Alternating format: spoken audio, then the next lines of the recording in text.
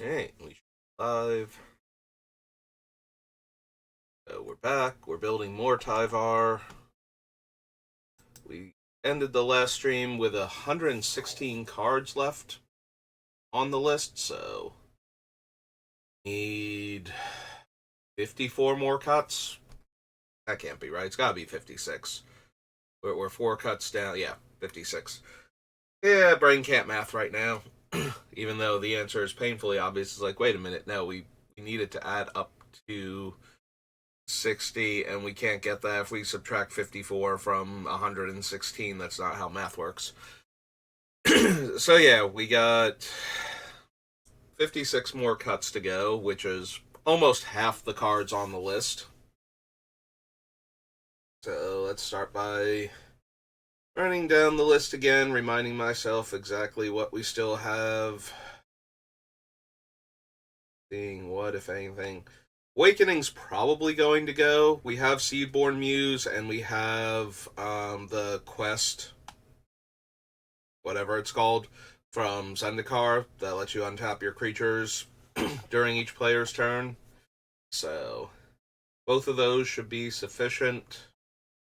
Awakening's very powerful in the deck, but it's a double-edged sword that I've been worried about basically this whole time, ever since I put it on there. It gives everybody a Seedborn Muse effect, where you untap your lands and creatures every single turn, so gives everything vigilance if they have good attacks. Lets you reuse tap abilities every turn for the entire turn cycle. Gives you access to all of your mana again, so instant speed spells are way, way stronger. And while we do definitely benefit from that, it's not that hard for other players to get at least that much out of it, sometimes more, so.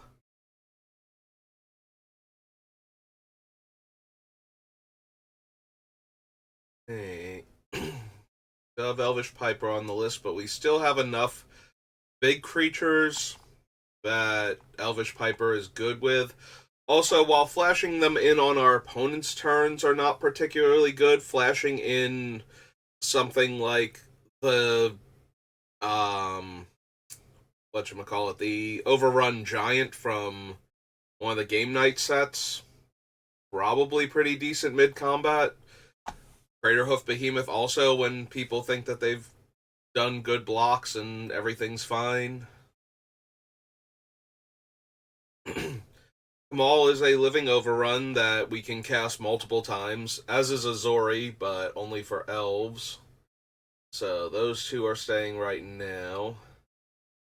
Seedborn Muse, again, like, if Awakening is that powerful that I'm willing to consider it, even though it gives us a disadvantage, only working for me is probably way too good to cut.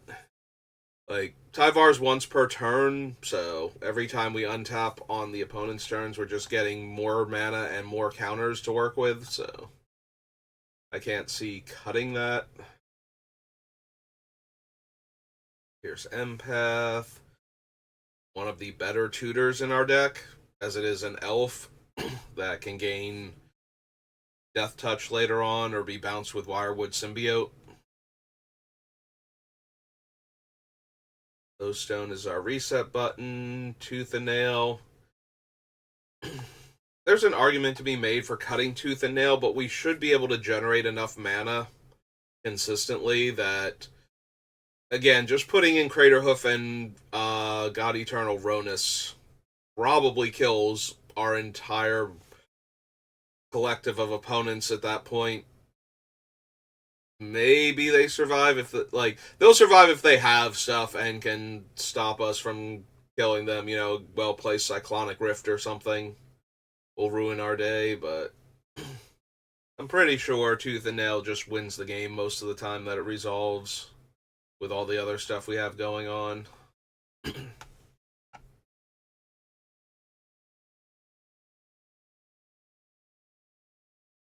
It's possible we cut the patron of the Orochi. So what is it actually doing in our deck? We cut all of the other snakes because Sachi Just wasn't doing enough. So it's an 8 mana 7/7 with no evasion abilities and no pump. It taps to untap all of our forest and green creatures, which we have one black creature, like one non-green creature in the deck.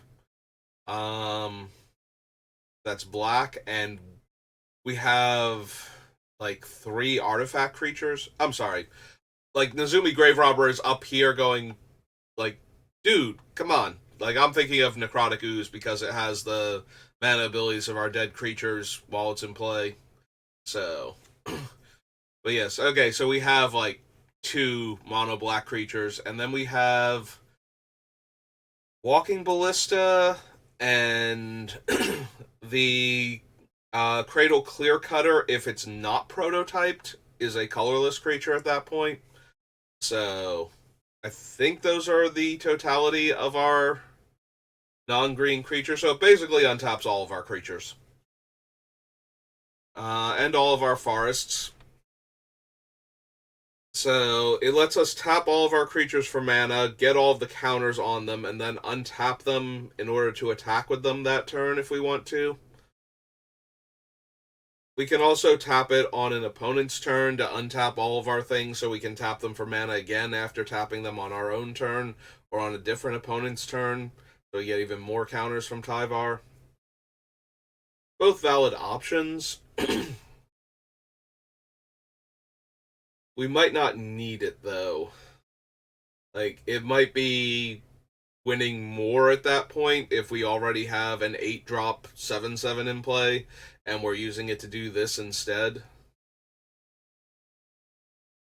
Because we have some other creatures that are just giving out things like indestructible and trample and extra 1/1 counters and all of that stuff for similar mana costs, letting us draw a bunch of cards.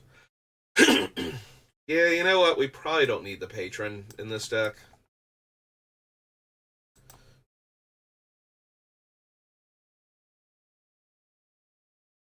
Yeah, it falls into the category of it's a cute trick, but we don't actually need to do that. Although there's probably something really terrifying we can do with it and Cloudstone Curio that I'm not thinking of, but if we tapped all of our creatures and whatnot to cast this thing, then we probably have enough mana after we bounce it to cast it again, and probably are generating more mana, but infinite mana shouldn't be that difficult with some of the things we've got going on.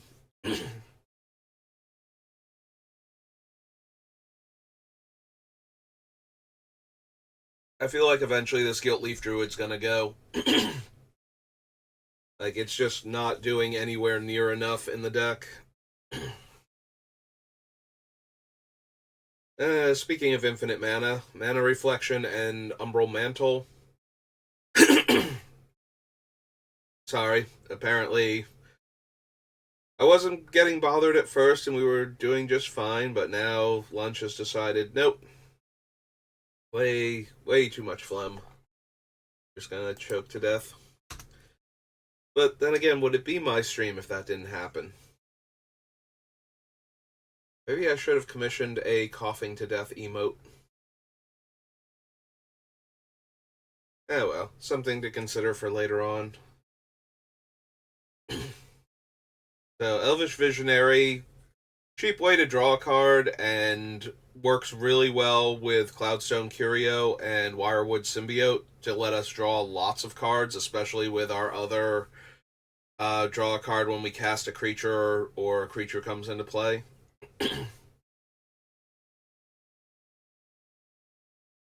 Quest for Renewal, Jiraga Tree Speaker, Sanguinate, Renegade Leader, Necrotic Ooze, Death Mantle, Raiders Council. I wonder if we actually need the Tree Speaker, now that I'm thinking about it. And it's possible that we don't. I don't know. I'm thinking about it, but I almost feel like maybe we should cut one of the allow more elf variants before we cut Draga Tree Speaker because it makes 2 mana once you've leveled it up once. And it can allow all of our other elves to tap for 2 green if we bother leveling it up a bunch. Which can actually be. Yeah, no, never mind. We should definitely keep Tree Speaker in and cut one of the other ones first. I don't even know that we should cut one of the other ones. Sanguinate, Azori, Deathmantle. Deathmantle might go. It's very easy to save a lot of my creatures with Deathmantle because so many of them tap for more than 4 mana potentially. Like, it's very easy to have enough mana to save at least a couple of my creatures.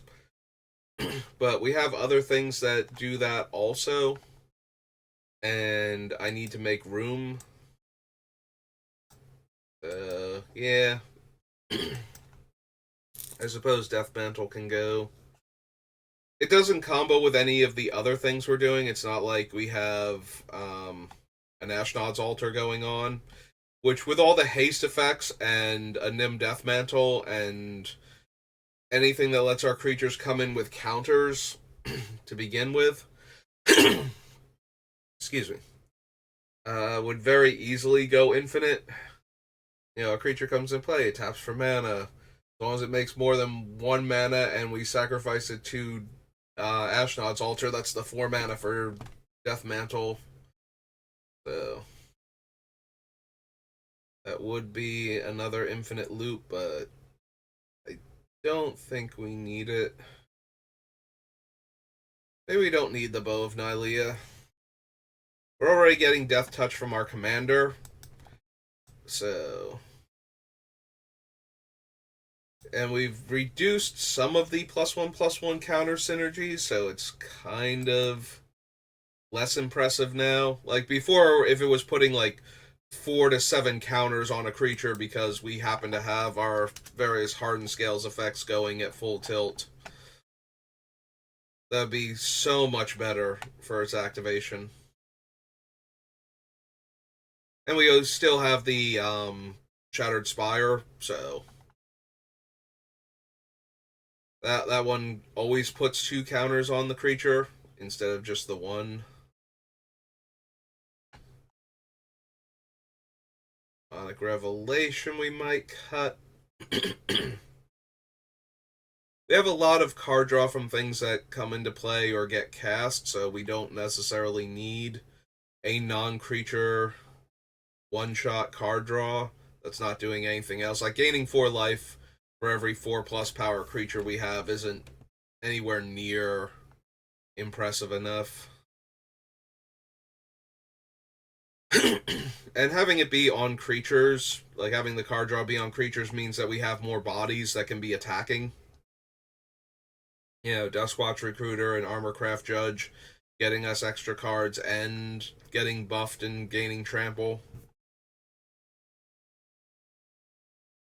Plus, it would be another non-creature spell off the list.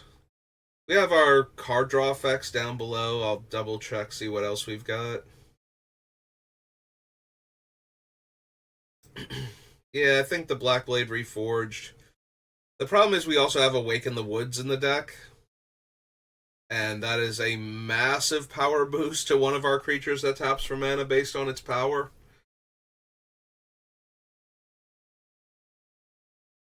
I definitely want the Awaken the Woods in the deck.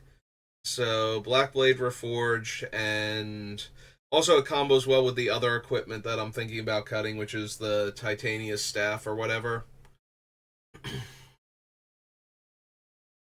So, we're probably going to wind up cutting both of them because they're not going to be good enough in comparison with everything else, but Incubation Druid is still just barely clinging to this list, but still technically functional. Oh, right, we have Murderous Rider too. Although I do think of Murderous Rider more as the spell to get rid of a creature or planeswalker first, and then a creature as like an added bonus afterwards. But yeah, he is a third mono black creature for the deck. It's also possible we wind up cutting things like Nyx Bloom Ancient and the Mana Reflection, even though they work really well with the cards in our deck. At the point in time where we can cast these, like, we should already be well on our way to killing everyone at the table. Like, we shouldn't need our creatures to tap for triple mana, especially the Mana Reflection, because it's not a creature. At least the Nyx Bloom Ancient is a 5/5, so, 8/8 Trampler with Overrun. 8/8 Trampler with Overrun. Blah. Doing a terrible job talking today, too. And considering that's basically all this is me talking for hours on end, that's not great.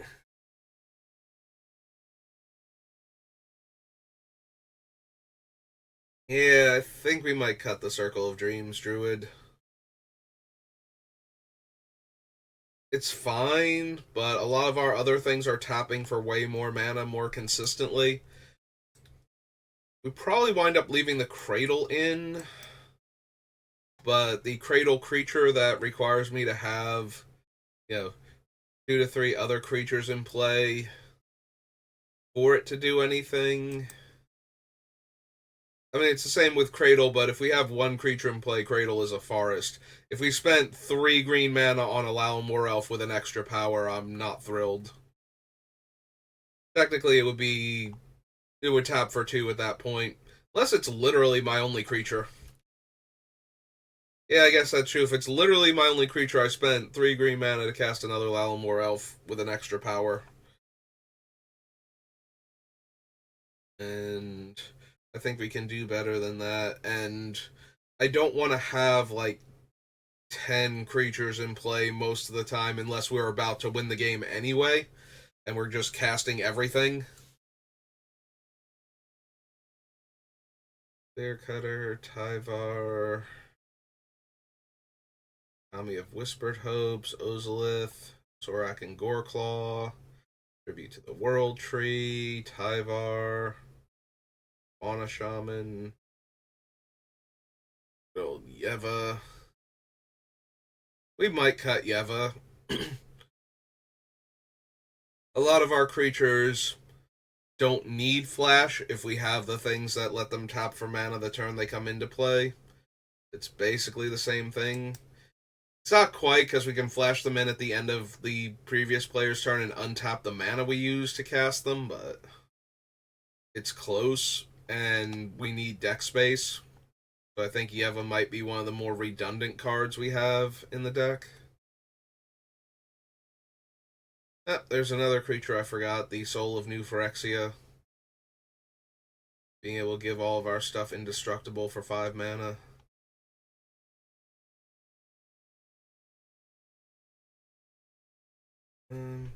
Yeah, I kind of want to keep the Leyline. We get extra mana for tapping our creatures, even if we don't get extra counters on them for it, since the Leyline produces the mana. But having a mana sink that we can use on the other, like if we're untapping all of our creatures during each player's turn from Seaborn Muse or Quest for Renewal, we want something to sink all of that extra mana into. That was one of the reasons why I even had original Omnath on this list, was so he can hold all that green mana, ideally for us to get back to our turn and do something with it. At least this way, we would get to put a few extra 1/1 counters on our creatures and, you know, maybe grow them so big that we have more than enough mana next turn to win the game. Dreadlord is still clinging to this deck because most of my things are elves, but I don't know how much longer it can last. It kills all of my other stuff, basically, when we encore it, so... Pathbreaker Ibex is one of our backup oozy things, overruns. Stonehoof Chieftain. I can see the Chieftain going. Like, he gives trample and indestructible to my creatures when they attack, so he is a trigger. And he is himself an 8/8 indestructible trampler. So it's close.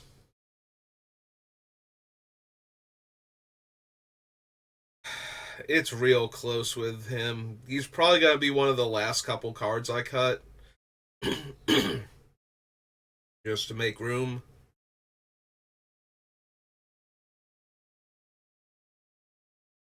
I could see the Allosaurus Rider being a cut also.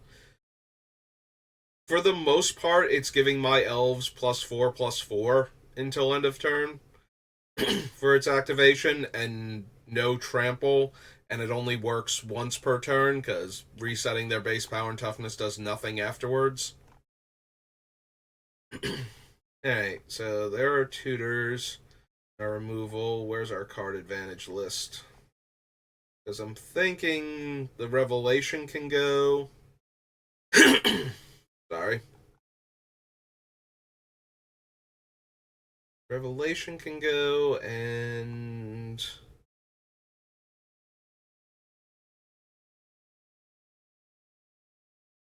yeah, I don't think any of the other cards on the list are quite good enough to get rid of yet. So yeah, we cut Shamanic Revelation. Oops.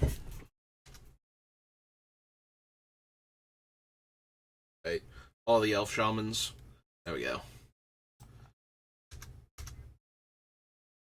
Come back up here. Got 1, 2, 3, 4, 5, 6. I think Awakening was the first one on the list that I actually got rid of. Yeah, okay. Alright, down to 110. So, 50 more cuts, and we're good to go. Soul Ring. Most of our creatures are making mana. Do we really need a Soul Ring in the deck? This might be another case for cutting Soul Ring, this time because none of our... we don't need any artifact mana. Like, we need a lot more colored mana for a lot of our things so we can keep casting spells, and we certainly have colorless mana requirements. But we don't need a Soul Ring if all of our creatures are going to be tapping for mana, for the most part. Like all of our cheap creatures. It does help ramp into Tyvar, though.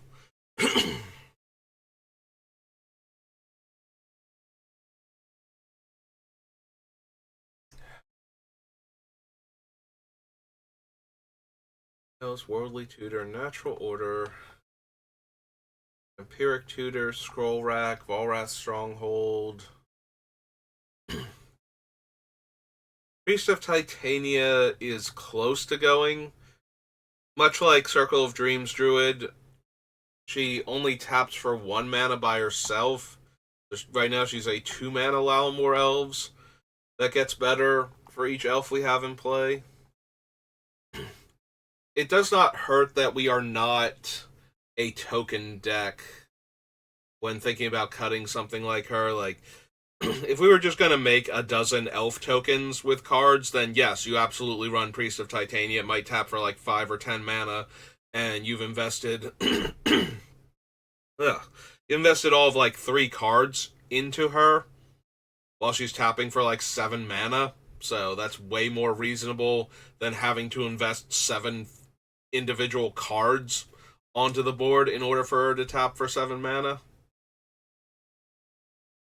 But yeah, right now the only thing we have is Freyleys to give us elf tokens, and I don't want the elf token makers for the most part in the deck.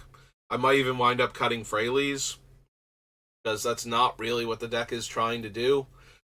I'm sorry, we have Freyleys and we have Tyvar, like original Tyvar Planeswalker. And the original Tyvar almost definitely stays. Right? Actually, hang on. Original Tyvar. No, the regular one. Tyvar Kell. So, +1, untap an elf and give it a 1/1 counter and Death Touch. most of what my deck is doing already. 0 to make an elf, and -6 to give an emblem that gives my elves haste, and when I cast an elf, I draw 2 cards. We're not running him for the emblem, so we're running him for the other abilities. Most of our elves that are left tap for mana anyway, with only a few minor exceptions. I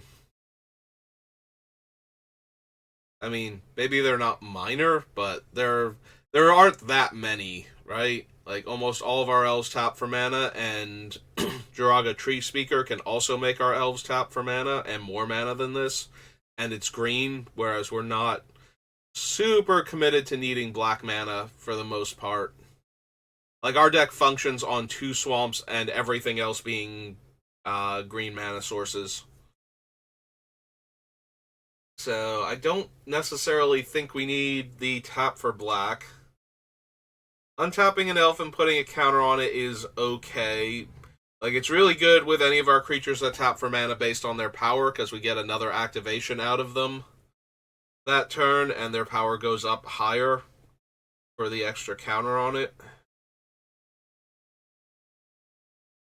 It does only work on the elves, though. So the other 3, it was like 7 cards that tap based on their power, and 4 of them were elves. So I'm starting to think I don't actually need this Tyvar. Like, the Jubilant Brawler letting us tap for mana the turn we play our creatures seems way more relevant than this Tyvar in what we're currently doing. I'm also wondering if I want any of the Planeswalkers, actually. Like, this deck does not feel super Planeswalker necessary. This Tyvar is probably the only one I actually want at the end of the day. So, Yeva, Mystic, Garrick's Wake, Rex Sage.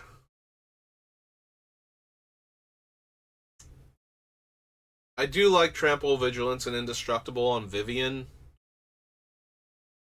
And she's got a more versatile removal spell attached to her, so maybe it's Freyalise I don't want. Freyalise guarantees making the Lalmore Elf every turn, but her ultimate is less impressive overall, since doubling season means she'll have to die in order to use it the turn she comes down. Whereas Vivian, you can ultimate her when she comes down and she'll live. Go back up here to Vivian. Yeah, she starts on 5, so if she comes in off doubling season, she's at 10. We get to keep her around after making her emblem, giving us more creatures that we can draw off of her plus.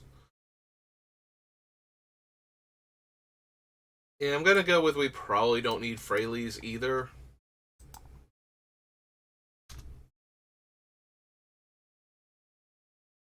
We have very, very few artifacts in the deck.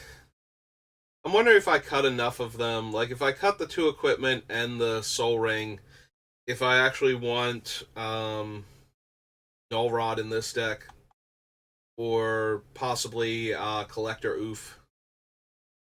Probably Collector Oof first, because I want the creatures. Yeah, we probably don't need Allosaurus Rider, or Allosaurus Shepherd, rather. I keep wanting to call it Allosaurus Rider, which I think is the green part of the cycle from Cold Snap, where you can exile 2 cards of their color to cast it for free. Yeah, if we get rid of the Shepherd, because it's only ever going to give our elves, like I said, maybe +4/+4, and that's only on the smaller ones. The Can't Be Countered is okay.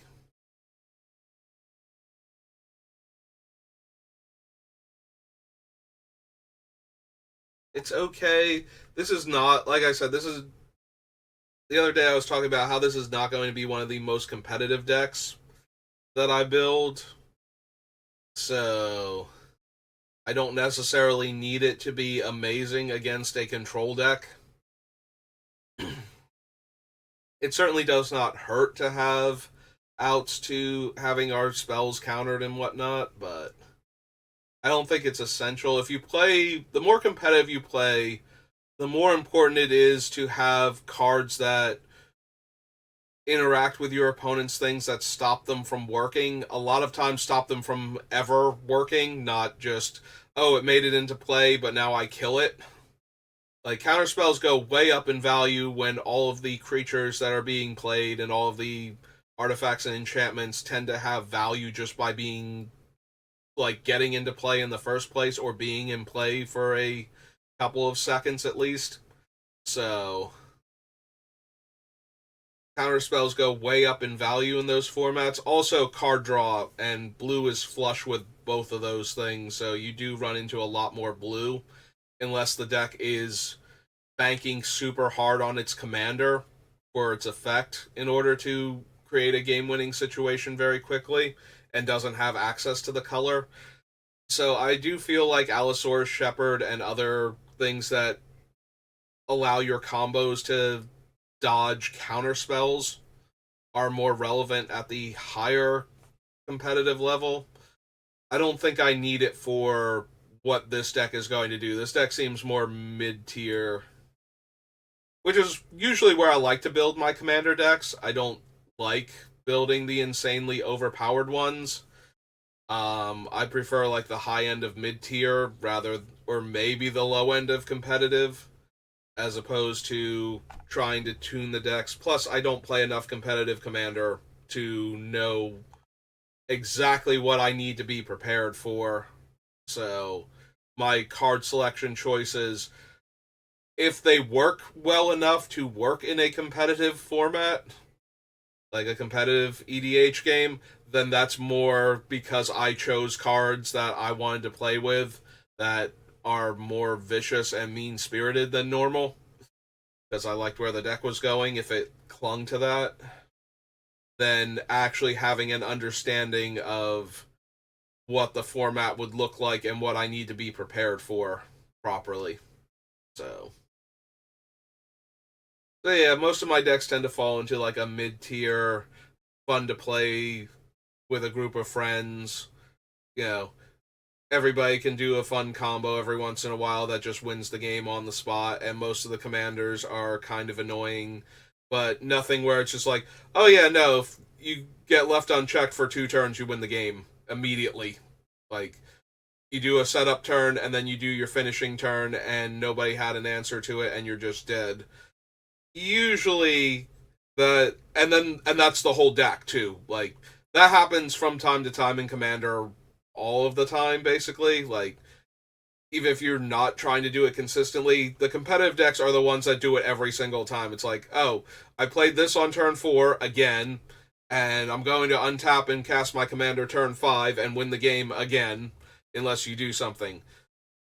That was basically the play pattern of my Oros deck, where I tried to jam as many infinite combos as possible into a single commander deck. And yeah, that became absolutely miserable to play with and against. So I usually don't build decks like that. I do like to have a deck like that or two available to me in case I find myself playing against some of the sillier decks, like the bottom end of competitive scale, or even the possibly the mid to higher level of competitive scale. I don't know if I could actually beat them with any consistency, and I doubt it, but I do have some decks that will actually win the game against something probably on the lower end of that level. But that's not what I usually build, and Tyvar is an example of what I normally build, where we're just going to be like, no, these are fun cards that I want to play with. I had an idea for a deck when I saw Tyvar, and I'm like, yeah, no, I want to see how many creatures actually tap for mana equal to their power. And if there are enough of them, I want to build a deck around this guy that is just all in on that concept. And that's kind of what we're doing. So it's not kind of what we're doing, it's actually what we're doing. Yeah, I am not articulating very well today, am I? I kind of get lost mid sentence. But I don't feel like overwhelmingly tired like I normally do when this starts happening. I am very cognizant of what is going on, and I'm using my big vocabulary to try and keep me focused.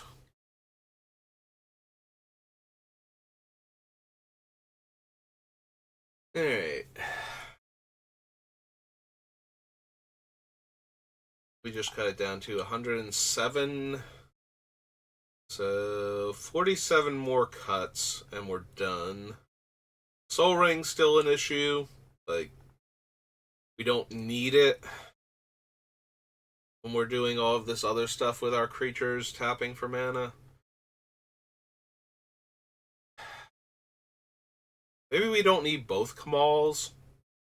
I like this Kamal because he pays us off for our mana. The other Kamal lets us turn our lands into creatures so we can tap them for mana and put counters on them and eventually grow them into giant things. Yeah, I think the other Kamal can go. Okay, Kama. Yeah, but go find. Oh, did I spell his name wrong down below? Because it should also be Kamal. He's one of the Commander Legends ones, right? Because he has the partner.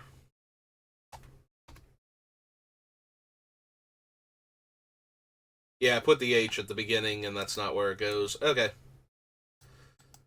Well. Yeah, so at the beginning of combat he overruns, and then he can pay 2 to make my lands into 1/1s. But that doesn't seem as good. They are vigilant and indestructible, so that's not terrible. But at 8 mana, we should be winning the game, not getting a decent power and toughness boost.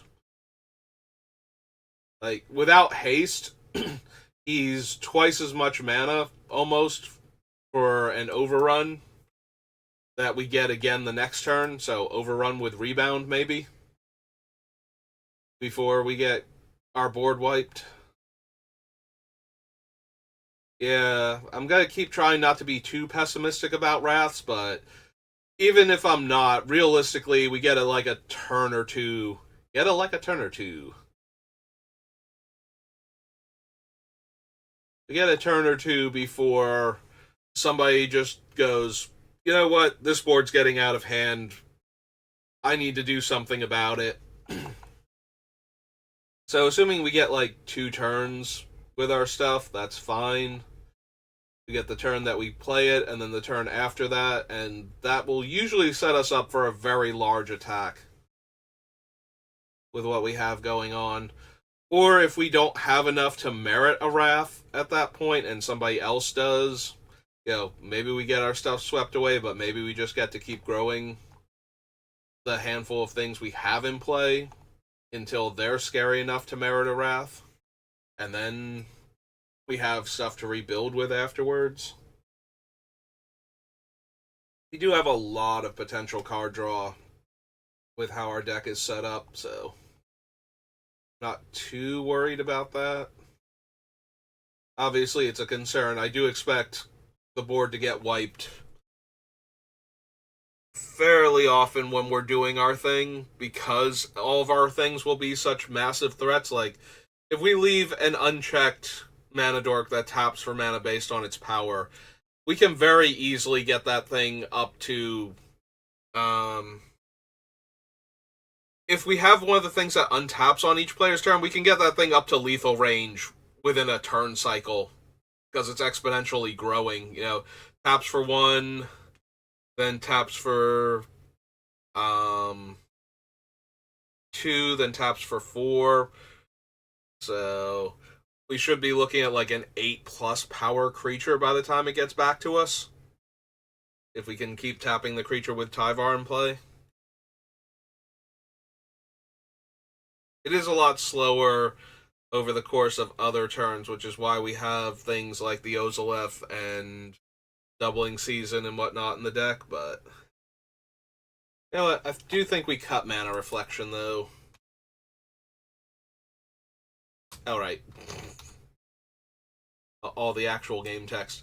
We cut Mana Reflection. We leave the Ixbloom Ancient in because it is a large creature, in addition to allowing our things to tap for extra mana, in this case 3 times their normal mana. Mana Reflection is really good with that. Like, we tap our creature for green, now it makes 2 green, now it gets 2 counters. Next turn we tap it for 3 green, that becomes 6 green, it gets 6 counters. That's great. That is wonderful. That's the same thing that the Nyxbloom Ancient is doing, and it's actually a creature that can attack at the same time, whereas Mana Reflection is a 6 mana, technically do nothing enchantment. Like, it is about on par with Doubling Season. It gives us slightly less in that it can't double up on our creature tokens, but it gives us slightly more in that it does let our creature make the extra mana while getting the extra counters, instead of getting the extra counters and then being able to make the extra mana later.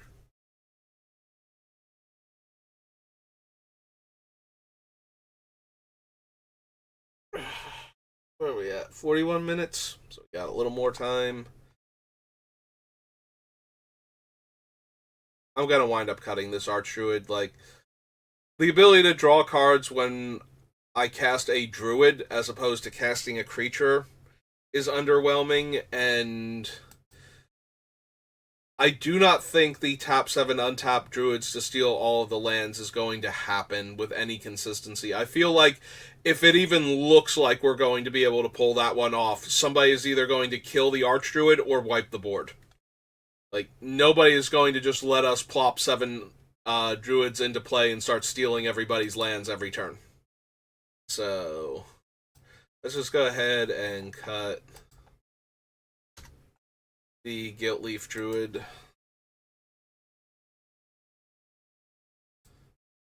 And cut him from down here also. Like, yes, the one time it happens, it's going to be amazing, especially with Seaborn Muse in play. But most of the time, I feel like this is in the same category as the Twilight Prophet, where it never actually does the thing you put it in the deck to do. All it does is immediately eat a removal spell, because that is everybody's gut reaction to seeing this thing, is that needs to die right now before I lose all of my lands to it for some reason. Even though I could possibly, you would think it's like, okay, I can kill it in response to the last Druid about to come into play, or even the 6th one about to come into play. But I also get to draw cards while I'm doing that, so yeah, I feel like that thing just explodes immediately before anybody can ever come close to losing all of their lands to me. So, let's bring it down to 105.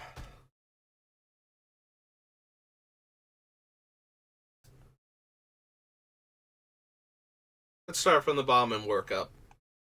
I feel like changing the order in which we go through them sometimes helps me focus on cards at the bottom of the list that I kind of gloss over when I've got a bunch of cuts already.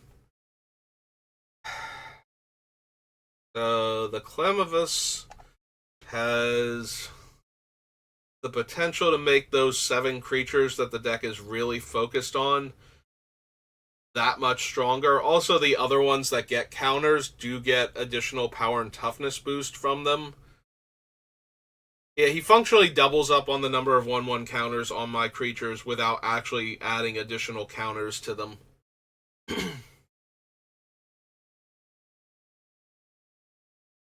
That is really strong, but we have other things that do similar effects, so maybe he doesn't make it. The upside is that he is a creature.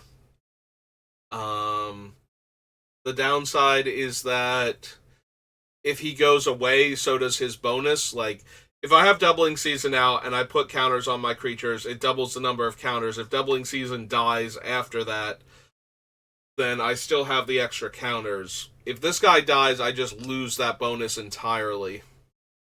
But on the bright side, he doesn't have to be in play when I start putting the counters on them if I top deck him later and I have creatures with like a dozen counters on them. and put him into play, they get an extra dozen power and toughness boost. He might wind up going, I don't know.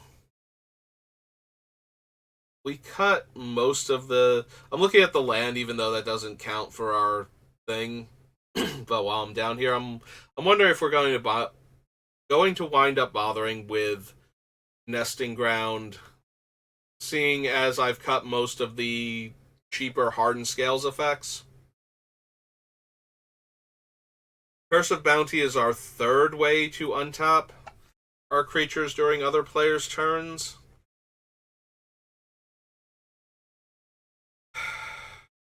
That might actually be able to go.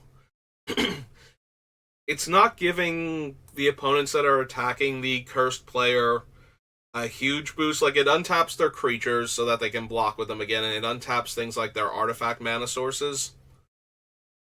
So it can give them extra mana to work with. But we need to have Tyvar in play for us to want this effect most of the time. Because we don't do a great job of spending all of our mana on other players' turns. That might be the biggest thing, is we do not have good mana sinks on opponents' turns if we suddenly got extra mana. Our main focus is just getting the creatures large enough through Tyvar's effect. That's why we care about untapping everything every turn. So yeah, maybe we don't need the Curse of Bounty then. So we cut that.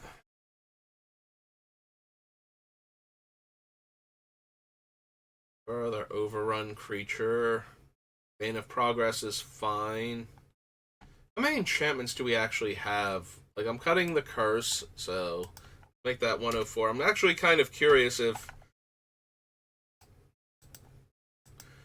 So...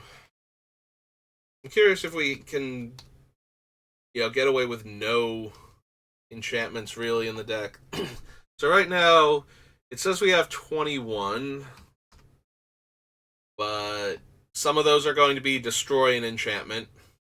So Survival's 1, Doubling Seasons 2, Quest for Renewal's 3. Nyx Bloom Ancient is an enchantment creature. That is 4. Ranger class is 5. Glorious Sunrise is 6. Jugan is 7. Geki is 8. I did forget about some of the ones that are creatures. 9, 10, 11, 12. So we have 12 enchantments. That is not terrible at all. If we go back up to the top,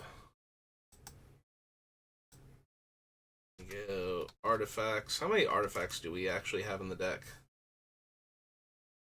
It says 32. Again, we might have less than that. So 1, 2, 3, 4, 5, 6, 7, 8, 9, 10, 11. More importantly, we have too many that I'm going to be running that are activated abilities. So we can't run the Oof or the the other one. No Rod. Yeah, way too many of these are artifacts that I'm going to be running that have activated abilities. So yeah, even with all of the artificers and art in the middle of names like Jumpstart, we still have something like 18 or so playable artifacts with activated abilities.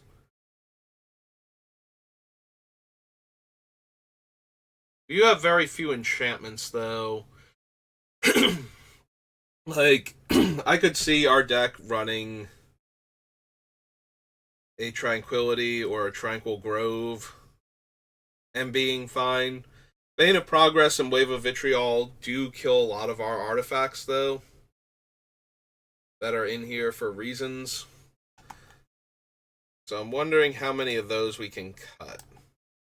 Soul Ring is a pretty easy cut right now, despite its ubiquity in the format, just because we have so many other non-land mana sources in the deck. And the other ones that we have are on theme for the deck, whereas Soul Ring doesn't get 1/1 counters and is very sad over there not being a creature.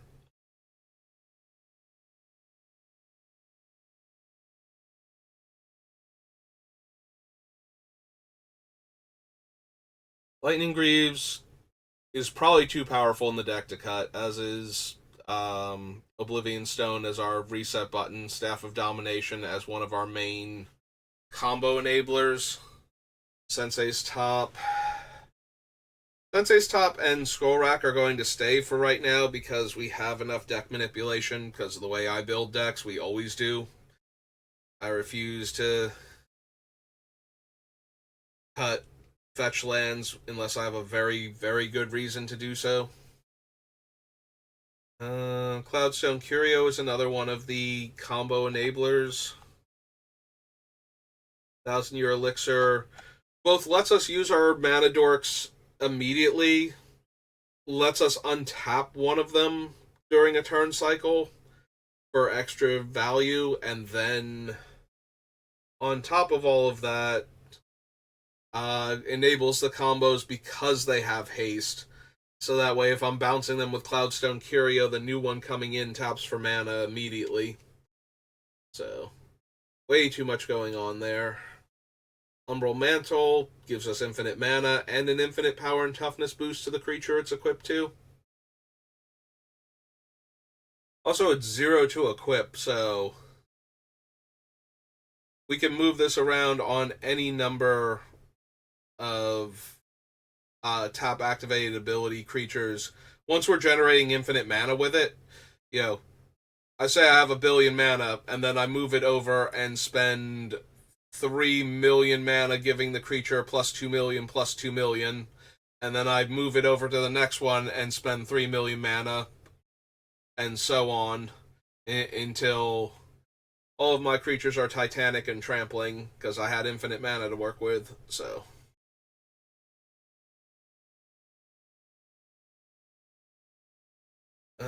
Woodfall Primus, one of my favorite catch-all removal creatures.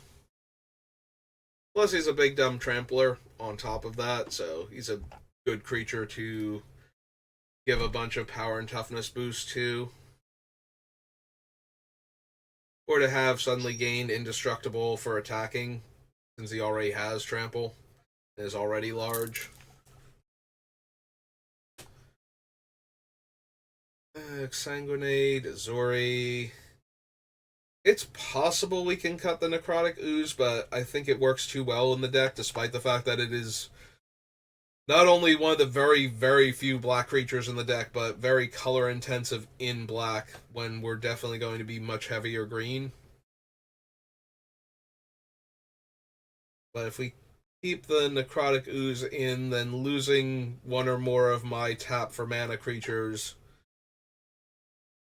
becomes an upside for having the Ooze. Like, now we can cast the Ooze, and now we'll suddenly be able to tap for mana, and it starts off at 4, so it's already growing way faster than the normal 1/1s that we have in the deck. Yeah. Getting to that point where everything just feels like it belongs in the deck now, and trying to cut things.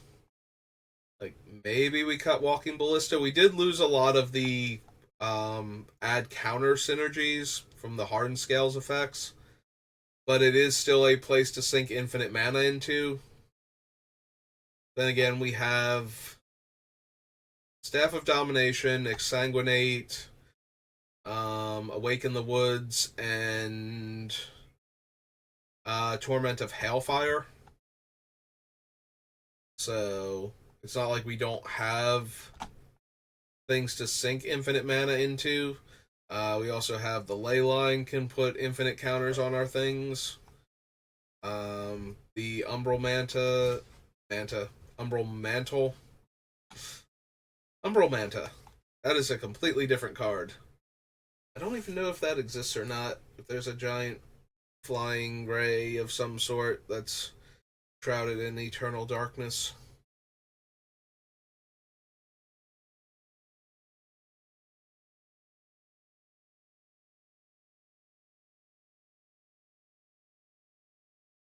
So maybe we can cut the walking ballista.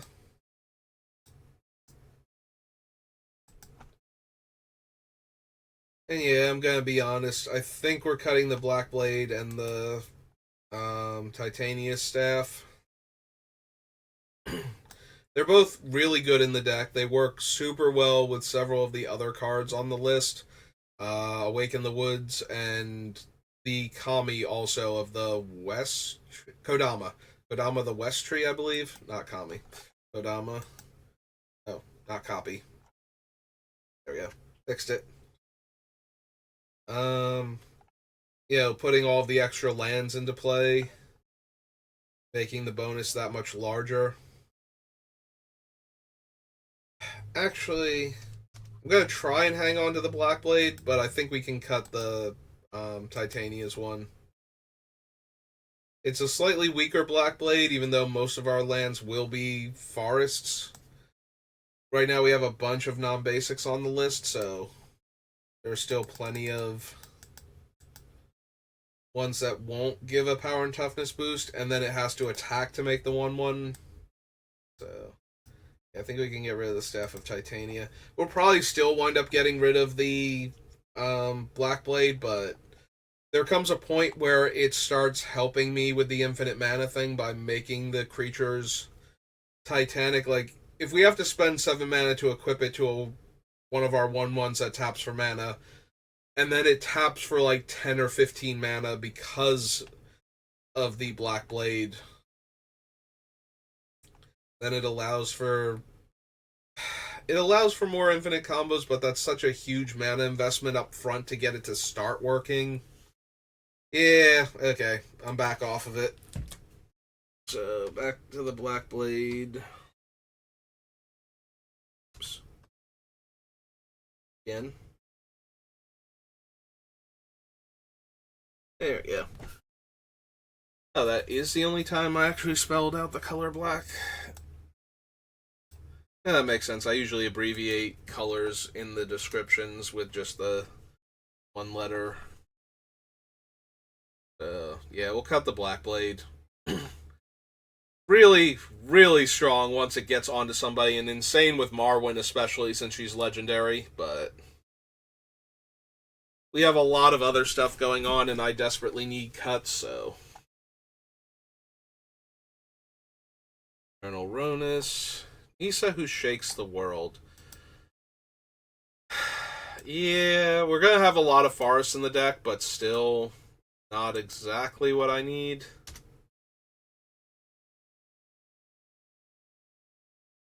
Vorinclex is doubling up on my counters, which is definitely something I'm still interested in.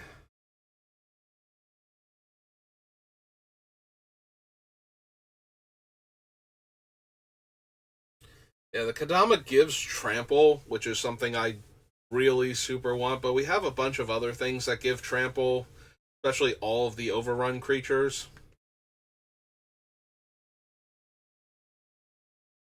It is okay though, like, how fast can we get counters onto our guys to attack with though?